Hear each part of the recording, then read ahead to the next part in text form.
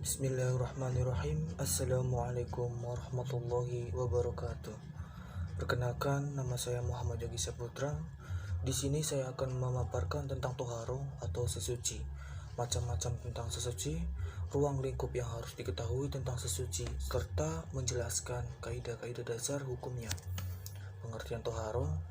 Toharo menurut bahasa artinya bersih atau bersuci dari segala kotoran, baik yang nyata seperti najis maupun yang tidak nyata seperti aib.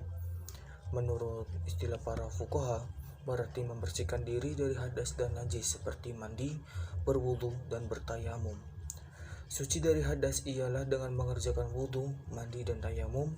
Suci dari najis ialah menghilangkan najis yang ada di badan, tempat, dan pakaian. Urusan bersuci meliputi beberapa perkara sebagai berikut. Yang pertama adalah alat suci seperti air, tanah, dan sebagainya. Yang kedua adalah kaifiyat atau cara bersuci. Yang ketiga adalah macam dan jenis-jenis najis yang perlu disucikan. Keempat, benda yang wajib disucikan. Kelima, sebab-sebab atau keadaan yang menyebabkan wajib bersuci. Alat yang terpenting untuk bersuci ialah air. Jika tidak ada air, maka tanah, batu, atau sebagainya dijadikan sebagai alat pengganti air. Macam-macam air. Air yang dapat dipergunakan untuk bersuci ada 7 macam, seperti air hujan, sungai, laut, air dari mata air, air sumur, air salju maksudnya, atau air embun, dan air embun. Pembagian air. Air tersebut dibagi menjadi 4, yaitu air mutlak atau air yang suci dan mensucikan. Itu seperti air yang masih murni dan tidak bercampur dengan sesuatu yang lain. Yang kedua ada air musyamas atau air yang suci dan dapat mensucikan tetapi makruh untuk digunakan. Apa itu? Ya, air yang dipanaskan dengan terik matahari di tempat logam yang bukan emas. Yang ketiga adalah air musta'ma atau air yang suci tetapi tidak dapat mensucikan. Seperti apa sih contohnya? Air yang sudah digunakan untuk bersuci. Air mutanajis atau air yang najis dan tidak dapat mensucikan, yaitu air yang sudah dikemasukan benda najis atau benda yang terkena najis. Macam-macam toharo.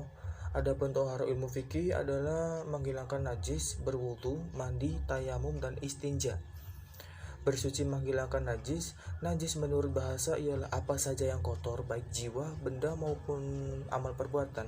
Sedangkan menurut fuqaha berarti kotoran yang berbentuk zat yang mengakibatkan sholat tidak sah. Benda-benda najis adalah bangkai yang pertama, kecuali bangkai ikan dan belalang.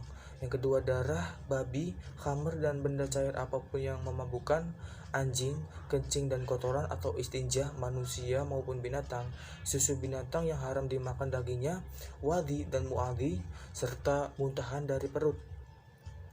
Najis yang dimaafkan, bangkai binatang yang darahnya tidak mengalir seperti nyamuk, kutu, dan sebagainya.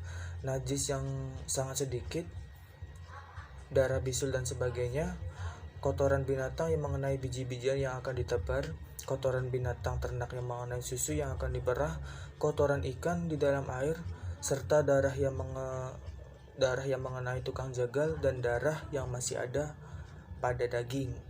Bersuci dari hadas. Hadas menurut syarah adalah perkara yang dianggap mempengaruhi anggota tubuh sehingga menjadikan sholat dan pekerjaan-pekerjaan lain yang sehukum dengannya tidak sah karenanya. Karena tidak ada sesuatu yang meringankan, hadas dibagi menjadi 2, yaitu hadas kecil adalah perkara-perkara yang dianggap mempengaruhi 4 anggota tubuh manusia, yaitu wajah, 2 tangan, dan 2 kaki, lalu menjadikan sholat dan semisalnya tidak sah. Hadas kecil ini bisa hilang dengan cara berwudu. Yang kedua adalah hadas besar, yaitu perkara yang dianggap mempengaruhi seluruh tubuh lalu menjadikan sholat dan pekerjaan-pekerjaan lain yang sehukum dengannya tidak sah. Hadas besar ini dapat dihilangkan dengan cara mandi besar. Wudu. Pengertian wudu secara bahasa berarti keindahan dan kecerahan.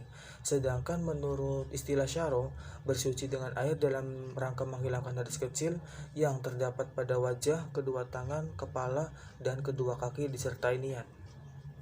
Rukun wudu ada 6, yaitu niat, membasuh muka, membasuh kedua tangan sampai siku, mengusap sebagian kepala, membasuh kedua kaki sampai mata kaki, tertib artinya urut.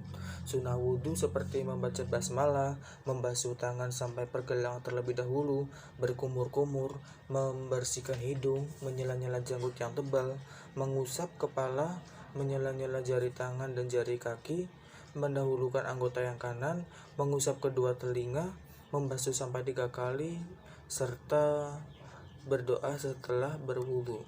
Hal-hal yang membatalkan wudu seperti keluarnya sesuatu dari 2 jalan, tertidur dengan posisi tidak duduk yang tetap, hilangnya akal seperti gila, mabuk, pingsan, dan sebagainya, tersentuh kemaluan dengan telapak tangan, tersentuhnya kulit laki-laki dengan kulit perempuan yang bukan mahram dan tidak beralas. Mandi dalam bahasa Arab artinya mengalirkan air pada apa saja.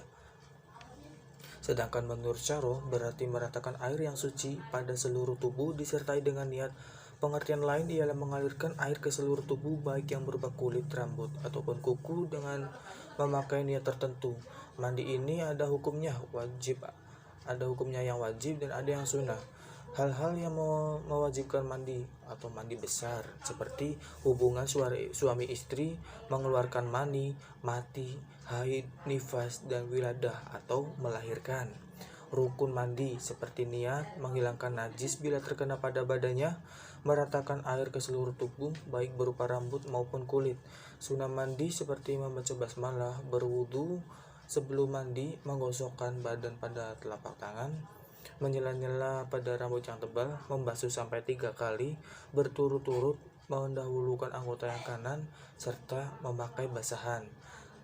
Pengertian tayamum adalah salah satu bersuci sebagai ganti berwudu atau mandi apabila berhalangan memakai air.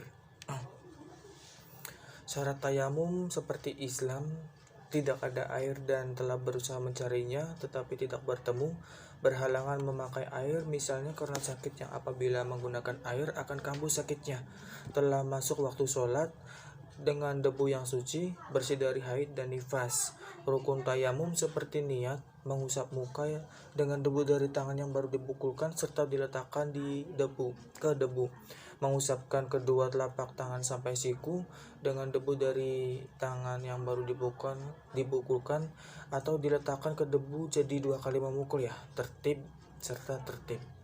Sunnah tayamum seperti membaca basmalah, mendahulukan anggota kanan, menipiskan debu di telapak tangan, serta tertib. Hal-hal yang membatalkan tayamum, semua yang membatalkan wudu, melihat air bagi yang sebabnya ketiadaan air, serta murtad. Hikmah bersuci. Toharo termasuk tuntunan fitrah, memelihara kehormatan dan harga diri orang Islam, memelihara kesehatan, menghadap Allah dalam keadaan suci dan bersih. Toharo berfungsi menghilangkan hadas dan najis, juga berfungsi sebagai penghapus dosa kecil dan berhikmah membersihkan kotoran indrawi. Sekian presentasi dari saya, kurang lebihnya mohon maaf bila ada kata-kata yang kurang berkenan. Wabillahi taufiq wal hidayah. Wassalamualaikum warahmatullahi wabarakatuh.